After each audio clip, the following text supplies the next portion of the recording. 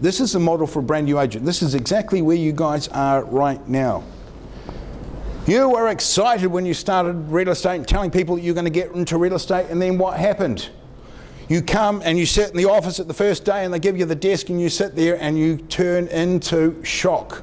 What the hell have I done? What the hell am I going to do? And you look around and then you go into denial. It's like, oh, you start denying things and just putting your head down and hoping it comes up. Then you go frustration, then you get depression. How many people have hit the depression zone yet? Honesty, show of hands, because we all do it. You've got to go through there. You've got to go through there to come out the other side, because that's where, and that normally kicks in at about 3 months. How long have you been with us? Bit over a year. Bit over a year. Still in the depression stage. You passed that now, good. Good, okay, so that normally hits at about 3 months. That's normally when we get the first group leaving. You become desperate, despondent, upset, all that sort of stuff. Then what happens, you either pick your socks up or you don't.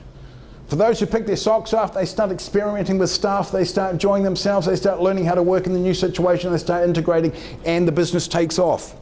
You have to decide what you want to do. It doesn't matter what you do in life, whether it's real estate or selling wigwams. It doesn't matter, you still go through the same process.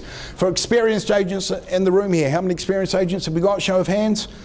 Great, so we've got people from all sorts of different companies here today. Here's what happens with good agents. Okay, so they start off, they start learning stuff and they go, this is really cool, this is really exciting, I've got brand new stuff to learn. They start growing, then they hit a power growth, then they peak. And here's what a lot of agents do. They start to become complacent.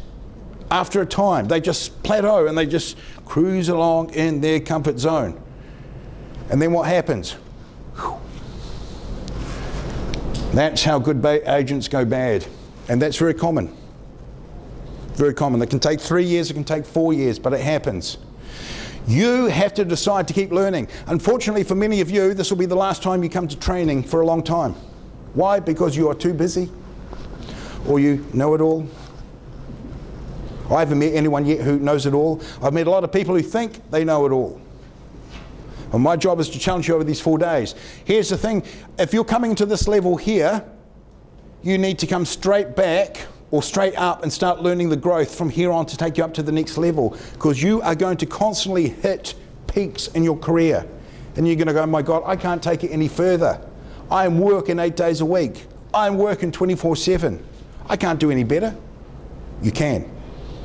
It's about working smarter, not harder. Here's another tip I'm going to give you. Leon's probably going to give you this afternoon. I was working with our top high achievers in Canterbury last week. Now, high achievers are people who earn between 300,000 and 600,000. Not the top achievers, but the high achievers. And it was interesting, 11 of them in the room. And it's the first time I worked with that group, so I didn't know what to expect, but I found that there were similar problems that they all shared. One of them is that they were stubborn and weren't willing to delegate. Number 2, they weren't willing to let go. Number 3, they, how can I put it? Let me explain the situation. Leon says, every night before I go to, every night I turn my phone off at 9 o'clock regardless. 9 o'clock, that is it. I do not do business after 9. I do not turn my phone on again until 7 o'clock. Half of them almost convulsed and had heart attacks. Listening to that, they go, oh no, I couldn't do that. Couldn't do that, they said, because we still get emails and texts from people after 9 o'clock. They didn't understand.